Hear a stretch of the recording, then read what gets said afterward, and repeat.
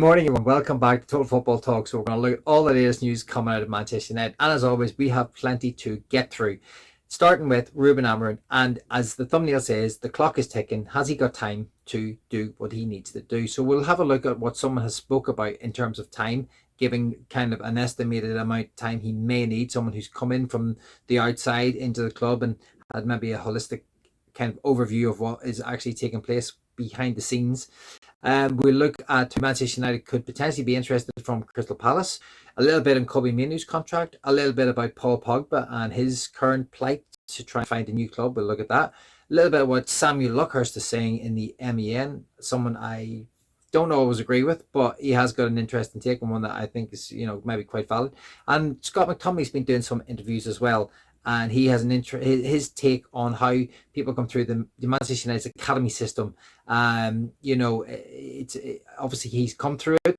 He's won trophies at Manchester United. He's since moved on, and he's now doing very well at Napoli. So he's probably in a very good situation right now to be able to speak about the situation behind the scenes at Manchester United. But what we'll do is we'll look at the first story, and this is what Marra is, and if any of you haven't heard of him, he was the athletics coach that came in, and he was kind of looking at how the Manchester United players run. He was an athletics coach from back in I think it was the 1980s, when he was looking after the Americans at the Olympics, and he was brought in just, I'm not entirely sure, but it was just to maybe see if there was something that was United could gain this extra 1% maybe through what David Brailsford was talking about.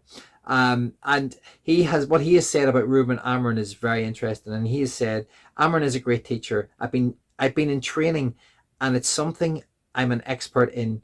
On my last day, I went to see Ruben and said, I hope they give you 2 to 3 years and you've got the contract, because you're going to make a difference. They need to sign more players, that's sure, but this guy really knows how to teach. I said the same thing to Sir Jim Ratcliffe. He's a good coach, and once they learn, I think United will do well. And as I said, so he's someone who's come from the outside. He has seen what Ruben Amorim is capable of. I believe that Sir Jim Ratcliffe also realizes what Ruben has as a potential for United's future. The biggest issue that's always going to surround Manchester United, Ruben will not get the time to develop a load of young players. Now, we're bringing in lots of young players. There's loads of players that are potentially going to be coming through the door in the summer. Delap, Fernandez. Obviously we've already signed Leon, Diego Leon, the young Paraguayan kid. We've got Dogru already in. Heaven is another one who's been brought in, been playing. Raft of young players, and there's more to add to that list from the FA Youth Cup side that played the other night, Mentato, etc., the Fletcher twins. The list is endless. Scanlon, James Scanlon. The list could go on and on and on. But what Marra is saying is, and I think what Ruben's biggest challenge is, can he win enough games to get Manchester United to where they need to be? There's got to be progress made. I think the season's a write-off. I think his ability to change the team isn't going to happen this year. He's not going to have. I don't think he can bring anyone in to freshen the team up at this particular stage. Maybe in midfield, maybe he'll look at Jack Moorhouse. Maybe he'll look at some of the younger players like Kone. Sekone. Maybe he'll come in. Maybe Mentato will be brought in to play on that right side. They are the ones most likely to get a sniff of the first time before the season ends. But Ruben can't keep losing games. That is one thing that is for sure, because the fan base will not, as much as they'll give him time and as much time as possible, can't keep losing every game after game after game. Lost to Forest. We have a big derby against City. Get your thoughts in on that. I mean, do you guys think that Ruben is going to get the time that he needs to turn this around? Because like Marra was talking about 2 to 3 years. Ruben's contract is only once this season's over.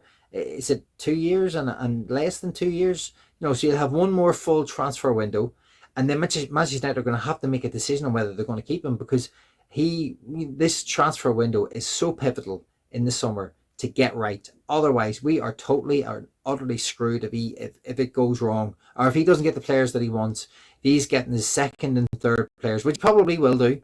He probably won't get all his main targets. That's not the way Manchester United roll anymore.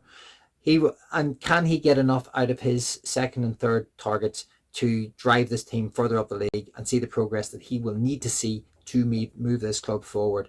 really he's living on. I think he's already living on borrowed time, which is crazy because he's only just come in. He's trying to implement a new system, a new style, a new.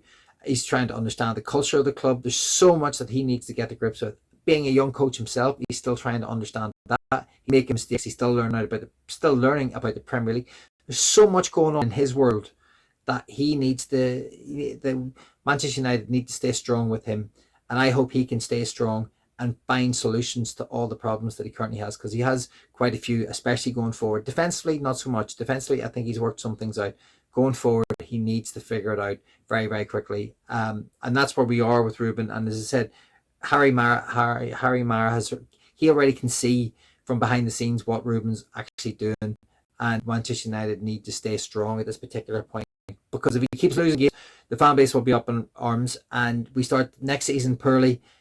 And to Jim Radcliffe's already, we know he's kind of, happy on the old trigger finger. He may get sacked, regardless of what he says in the press or regardless of what he's maybe told Amorim. If you look at his track record at Nice, he sacked loads of managers, one after the other. Ruben might be no different if he can't turn some of these results around. So that's where we are with Ruben, and that's my take on it. We'll look at the next story, and this is the Kobbie Mainoo one. And Manchester United are working on a new contract with Kobbie Mainoo. For the club, his contract is a priority, and they're pushing to get a deal done. Latest reports suggest that Mainoo will agree a weekly wage of around 150k a week plus bonuses, and he's not looking for the 200k plus that is currently being reported. Now, what do you guys think about 150 million a week for Kobbie Mainoo? I still think that's a bit too much.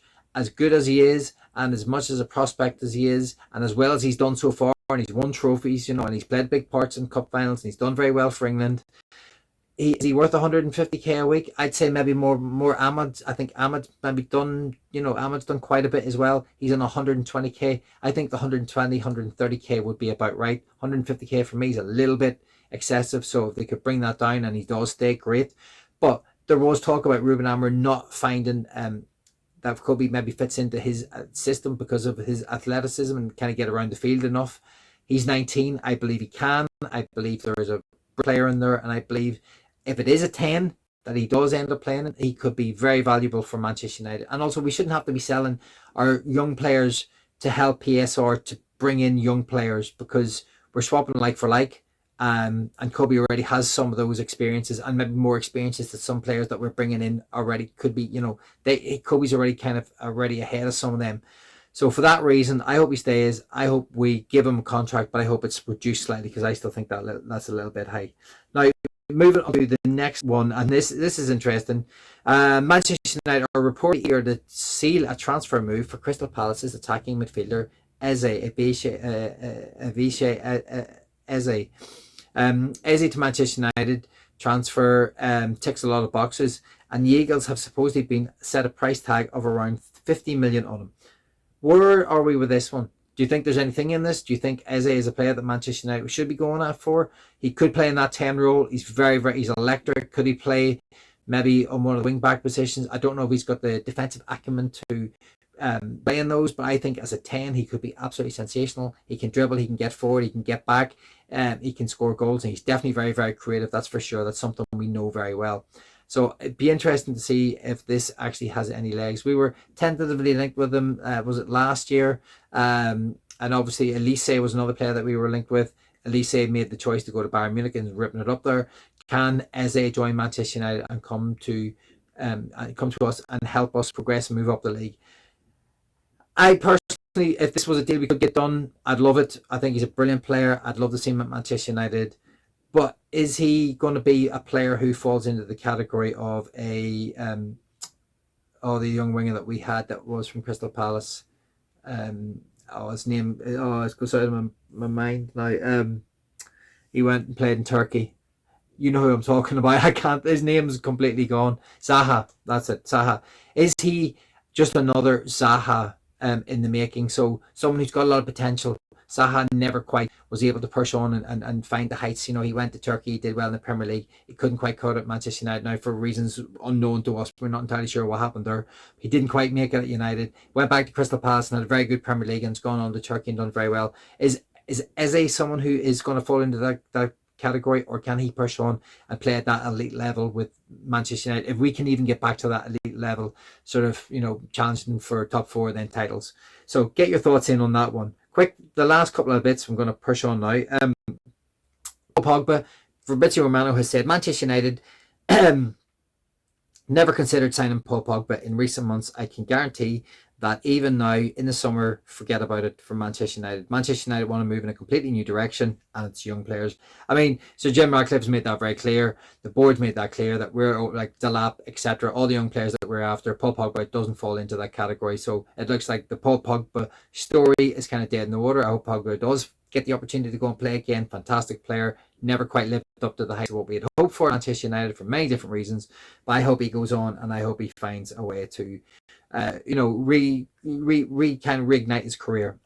Scott McTominay was talking about being a Manchester United graduate, and what he says is, I do not think of it like that. But the potential is true. So he's asked if Manchester United graduates are destined to always be seen as work in progress.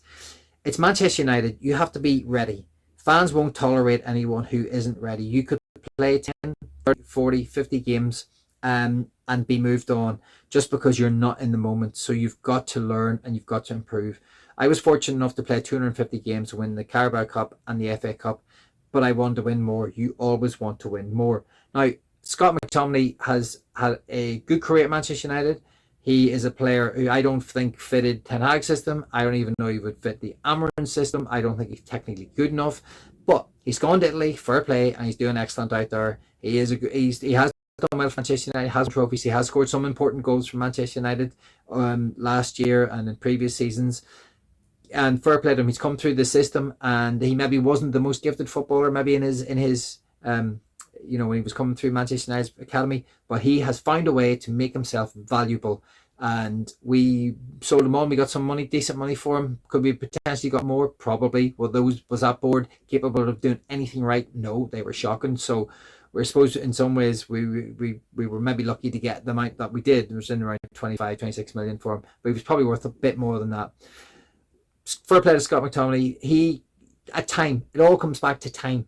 20, 30, 40 games is not enough to prove yourself at Manchester United, but unfortunately you've got to come in, and in those 30, 40, 50 games you've got to hit the ground running, and you've got to prove that you are capable of living at this club. And I just think that's the reason why the pressure, especially for academy products, are very, very difficult for them to come in and do well. So and I mean that stands the reason for all the academy products that are currently coming through the system. Will they get the time to develop and come into this team under Ruben, who is already, the clock's ticking on, and he's running out of time himself, even though he's only just kind of dipping his toes in. So very, very difficult for all these kids to come through and make it and develop into the young superstars that we hope they do.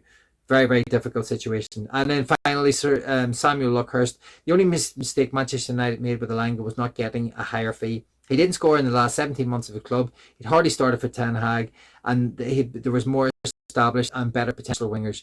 United signing Sancho and Anthony, bad errors in judgment, separate matters altogether. So I think Samuel Luckhurst is right in the sense that Manchester United should have got a bit more for Elnaga than what we did. Forest got a steal, fair play to Forest. They've done good business. They've got a very good player, and they've developed him into the player that he is. 17 months without a goal for him, that's a long time, regardless of whether he was in and out of the team. Struggled, he couldn't find his form, and he done the right thing for his career. So I got a lot of kudos for Elnaga from on and doing what he had to do to get his career.